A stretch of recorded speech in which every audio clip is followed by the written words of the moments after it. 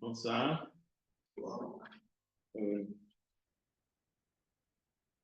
Pour la méditation, nous allons faire la méditation. Je vais faire un bref communiqué. Et après, nous allons aller à la prière finale. Nous avons assez de temps pour les trois choses de manière concomitante. Alors, la méditation de ce soir, c'est dans la lettre de Paul aux Romains.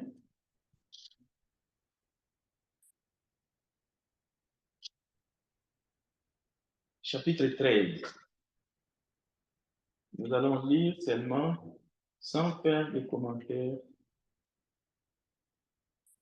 parce que les communiqués ce soir, ça va un peu toucher le texte que j'ai choisi. Lisons. Soumission aux autorités. Oui, Romains 13. Verset 1er jusqu'au verset 3.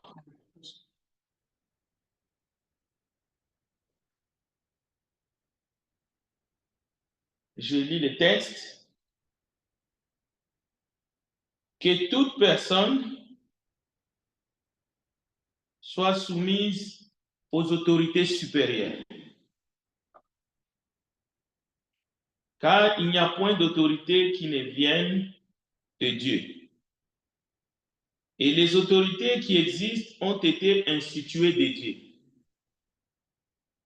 C'est pourquoi celui qui s'oppose à l'autorité résiste à l'ordre que Dieu a établi.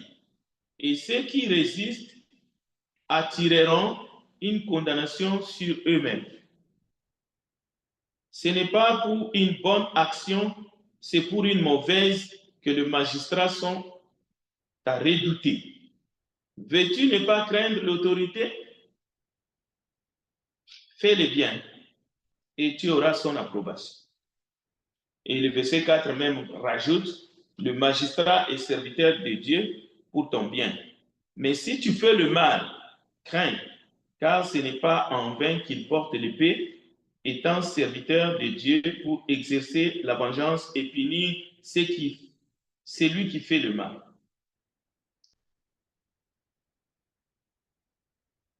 Chers frères et sœurs, chers bien-aimés, vous savez que l'Église du Christ de Montréal, nous prions tout le temps pour chaque personne qui est arrivée ici, quelle que soit sa provenance, nous prions pour tous les dossiers qui sont à l'immigration. Et ça tombe bien parce que notre frère Barry vient de nous envoyer un chemin de vérité, le numéro 20, le volume 20, numéro 5, comment discerner la volonté de Dieu. Moi, je l'ai lu. Je vous l'encourage vivement. Il faut chercher à savoir quelle est la volonté de Dieu dans ta vie. Alors, nous prions pour tous ceux qui ont un dossier à l'immigration et nous prions, nous disons que ta volonté soit faite. Cela veut dire que nous devons écouter ce que les autorités donnent comme réponse. Ce communiqué que je veux faire maintenant, c'est aussi un sujet de prière. Si notre frère Enoch ne s'était pas fait baptiser pour le pardon de ses péchés, je n'aurais pas fait ce communiqué.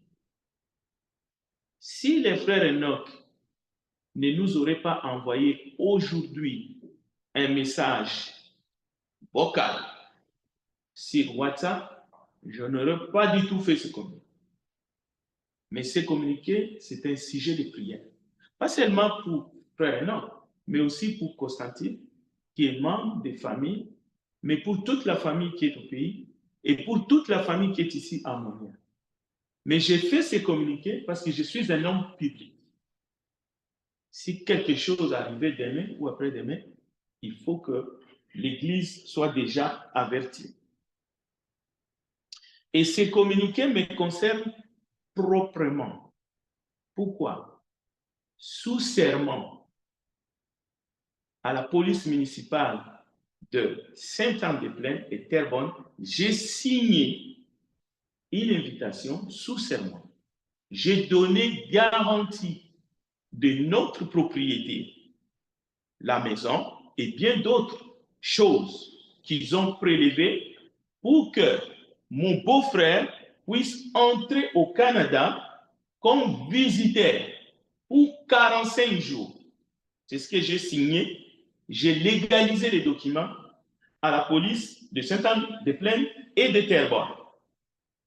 Ma femme était présente.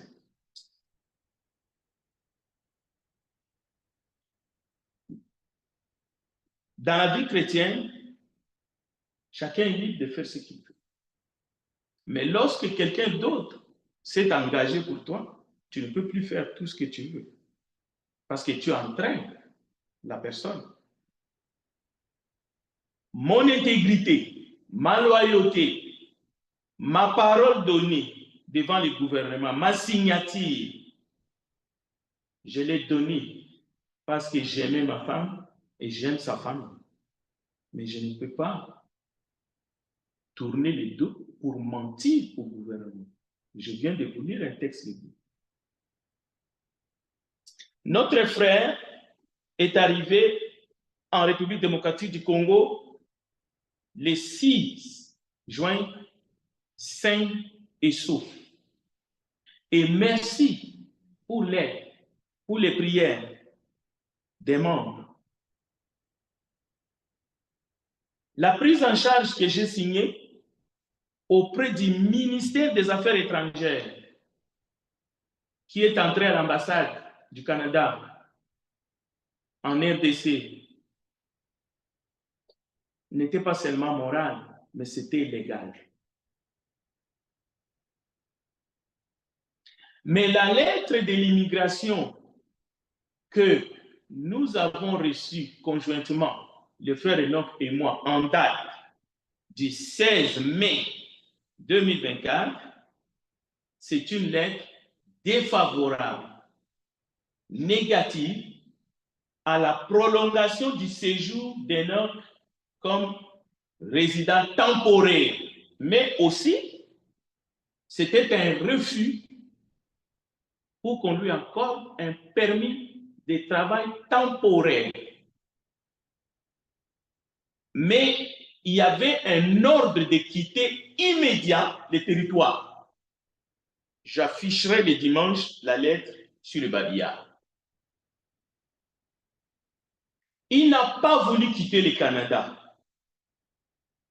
parce qu'il avait un plan et il est allé consulter un avocat pour qu'il fasse une demande d'asile, mais sur une base mensongère. Parce que j'étais devant l'avocat, Constantine était devant l'avocat, l'avocat lui a dit invente une histoire. Alors, comme j'ai toujours prêché la vérité et comme ces dossiers me lient aussi, parce qu'autrement je ne peux pas me mêler, chacun peut faire ce qu'il veut, j'ai dit non. Tu es visiteur, j'ai donné des garanties, il faut que tu respectes ce que le gouvernement a dit. Alors, faire une demande d'asile alors qu'on est entré comme visiteur sur invitation d'un ministre du culte célébrant de mariage dans ces pays, je suis reconnu. J'aide tous ceux qui demandent une lettre pour appuyer le dossier d'immigration auprès du gouvernement. Et nous sommes écoutés. Je ne pouvais pas mettre tout ça en cause parce que je vais soutenir un membre de ma famille. C'est pour cela que je demande des prières pour ma famille, pour Enoch, mais aussi pour la famille. Parce que il est arrivé, mais les nouvelles qui nous viennent ne sont pas bonnes.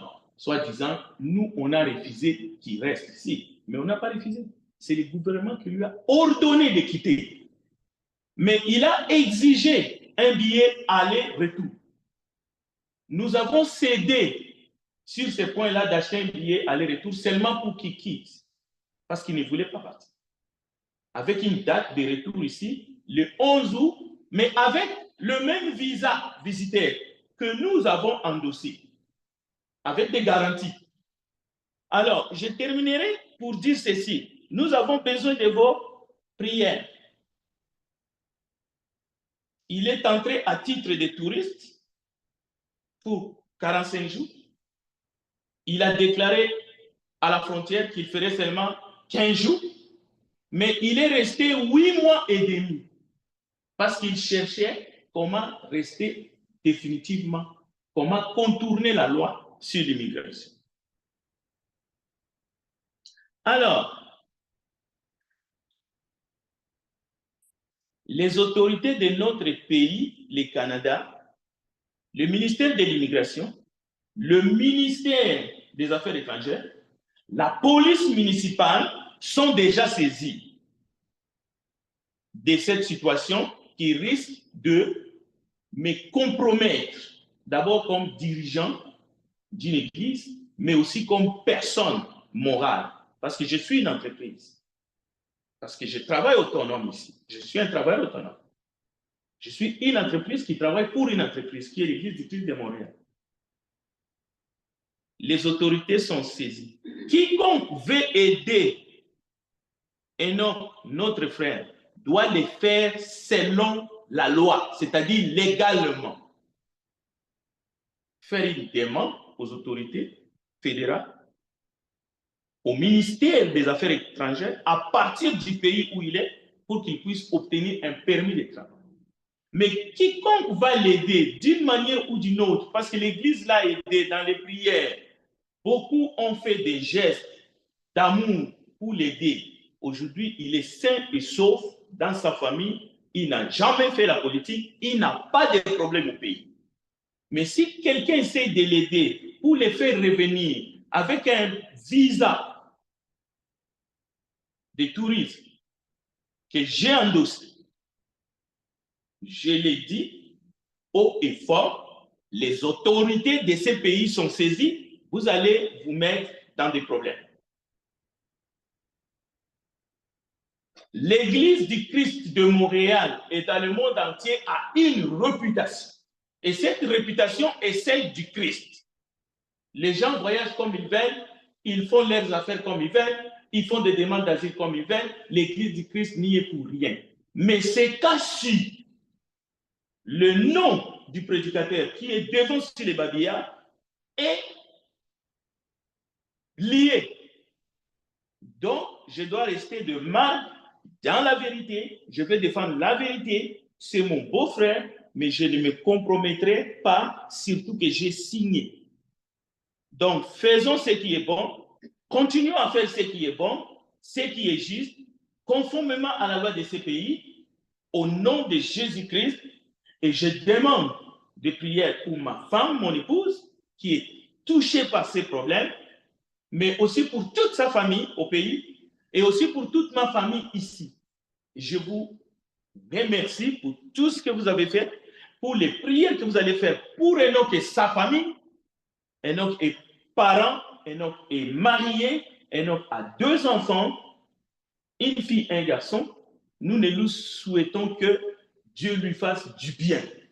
Et je lui ai dit à l'aéroport, tant que tu vas marcher dans les droits chemins, tant que tu vas suivre le Christ, j'ai blanchi, je suis né, je suis en train de vieillir, je n'ai jamais vu les justes en moi. Mais si tu rentres dans les chemins tortueux, si tu veux contourner la loi de l'immigration avec ce que moi j'ai fait comme prise en charge, non seulement tu vas te faire arrêter, mais aussi tu vas te compromettre, tu vas compromettre ta vie. Je vous remercie et que Dieu vous bénisse. Prions ensemble. Et je vais profiter de ce moment pour prier pour lui et sa famille. Dieu de grâce, Dieu d'amour, Dieu de bonté, nous ne pouvons que te dire, tu es bon et tu es merveilleux. Je viens encore pour te présenter non seulement la famille Enoch, mais aussi toutes les familles qui attendent encore une décision d'immigration. Je te prie ce soir pour la famille Anne Prédestin Alexandre, ainsi que toute sa grande famille. Je te prie aussi pour notre sœur Marie Grillo, son mari et toute sa famille. Je te prie pour les frères Édouard. Je te prie aussi pour notre sœur Évangéline au Québec. Je te prie pour Joseph Agneau et sa femme. Seigneur, je voudrais te remettre le culte de ce premier jour de la semaine. Bénis ta parole. Je te prie pour nos autorités civiles et militaires, pour le travail qu'ils font, afin que nous puissions vivre en paix. Que ton nom soit loué, que ton nom soit béni, au nom de Jésus-Christ. Et je te remercie pour l'arrivée dans notre pays d'origine. Garde-lui, Seigneur. Parle-lui. Nous te remercions pour tout cela. Au nom de Jésus. Amen. Amen. Que Dieu vous bénisse.